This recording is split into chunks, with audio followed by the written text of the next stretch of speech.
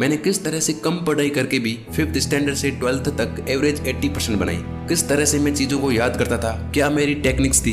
मैं जो भी इस वीडियो में बताने वाला हूँ सब पर्सनल एक्सपीरियंस से है, कहीं से भी उठाई गई बातें नहीं है। तो कुछ लोग मानते हैं कि कुछ एक स्टूडेंट होते ही इतने टैलेंटेड है कि वो जो भी चीज एक बार पढ़ लेते हैं उन्हें वो याद हो जाती है, वो एक तरह के स्पेशल होते हैं, सबसे अलग होते हैं या गॉड गिफ्टेड होते हैं। लेकिन ये सच नहीं है। ऐसे स्टूडेंट कोई काम अलग नहीं करते, बल्कि वो हर एक काम अलग तरह से करते।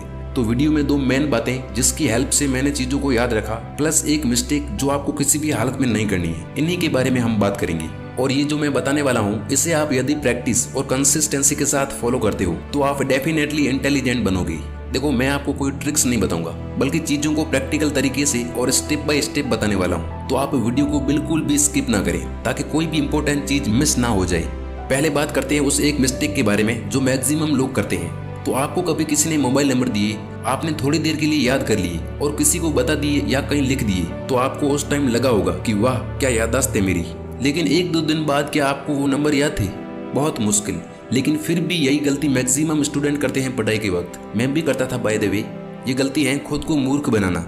स्टूडेंट्स क्या करते हैं कि पहले वो देख देख के पढ़ते हैं, फिर नोटबुक बंद करके बिना देखे उसे बार बार वापस बोलते हैं और फिर से पढ़ के इस तरह करते रहते हैं। लेकिन इसे याद करना नहीं बल्कि रट्टा मारना कहते हैं। ऐसा करने से आपको उस वक्त तो लगता है कि मुझे याद हो गया है, बट वो इन्फॉर्मेशन उस वक्त हमारे शॉर्ट टर्म मेमोरी में स्टोर होती है, जो कि कुछ टाइम बाद हम भूलना शुरू हो जाते हैं। तो आप ये गलती बिल्कुल ना करें।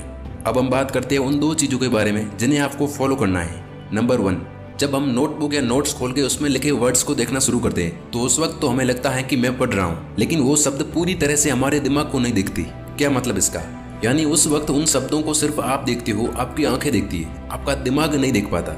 वो इन्फॉर्मेशन हमारी मेमोरी में सिर्फ थोड़े टाइम तक ही बनी रहती है। मतलब आप उसे कभी भी भूल सकते हो सकता है आप उसे 1-2 घंटे के अंदर भूल जाओ या फिर 1-2 दिन के अंदर। तो अब ऐसा क्या करें कि जो टॉपिक या इन्फॉर्मेशन हमने पढ़ी है वो ज्यादा टाइम तक टिकी रहे हमारे माइंड में। तो इसके लिए आपको एक स्टेप आगे चलना होगा। आप सबसे पहले कुछ देर तक पूरे ध्यान से किसी टॉपिक या पैराग्राफ को पढ़ें। उस टाइम आपको इस बात का स्ट्रेस नहीं लेना है कि कुछ याद है या नहीं।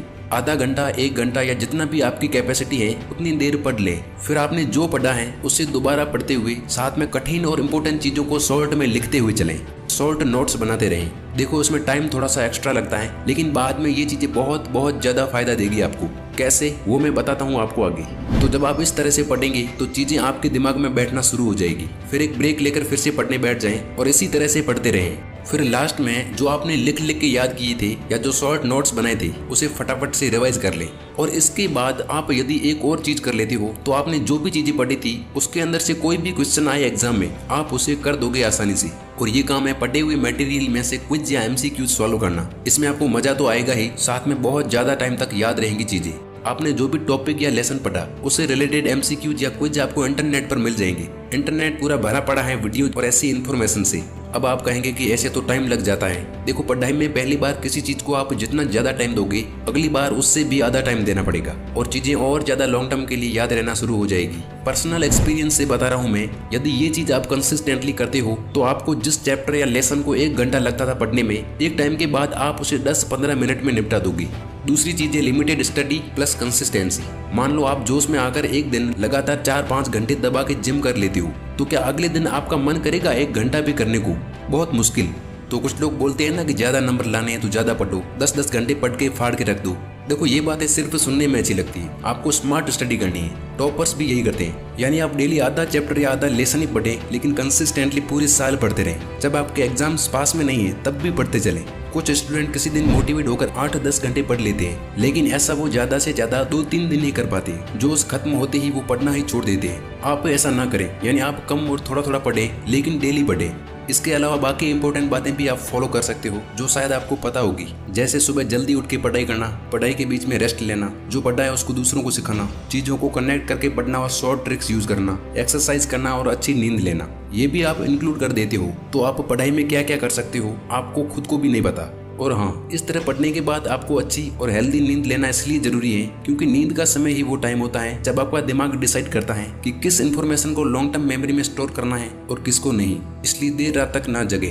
उम्मीद करता हूँ ये वीडियो आपको पसंद आया होगा और आप इससे कुछ सीख पाए होंगे। सो सपोर्ट दिखाने के लिए आप वीडियो को लाइक कर सकते हो, चैनल को सब्सक्राइब कर सकते हो। Wish you all the very best. Thank you so much for watching.